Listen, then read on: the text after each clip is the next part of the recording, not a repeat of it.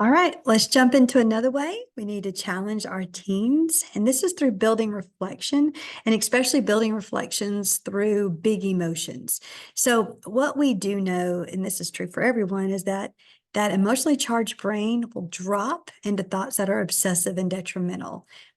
These are called our ants, our automatic negative thoughts. We have about 60,000 thoughts a day, and most of those are negative. They think about 80% are negative, and most of those are on repeat.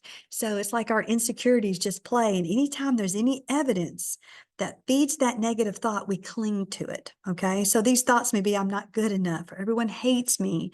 I'm not pretty enough. I'm not skinny enough. Okay. So when we're working with teens to really focus on changing their behavior or changing their actions, we're going to look at what led you to the behavior.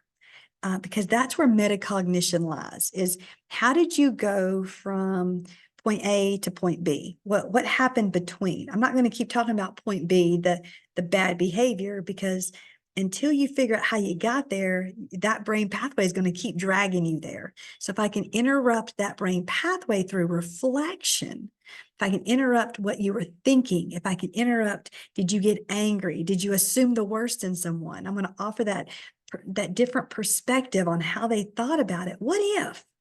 What if? And then also letting them come to their own conclusions. So that way, when the situation arises again, they own their own thoughts. So let them talk through it. I'm not looking for you to fix it. I'm not looking for you to tell them what to think. This is hard. You are just going to facilitate the thought process. Our goal here is to, and I love this phrase, mentalize emotions. So we're going to take those feelings and we're going to think about them. We're going to make them cognitive. When emotions drive us, it's called a thalamic response, meaning the cognition is not there. When we mentalize our emotions, we start to see them through a logical lens and start to understand that it's a feeling, it's something we can control, it's a reaction, and we have to be responsive so we can mentalize those emotions.